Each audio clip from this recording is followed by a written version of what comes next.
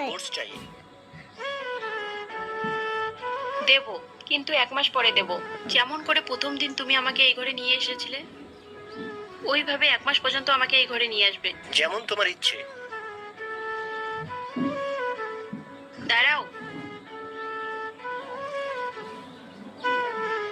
কত ভারী হয়ে গেছে। আজ 10ম দিন, মনে আছে তো?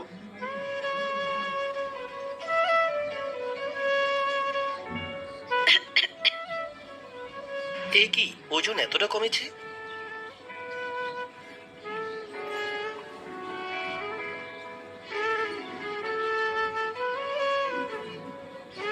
মনে হয় ডিভোর্সের নাম শুনে খাওয়া দাওয়া ছেড়ে দিয়েছে।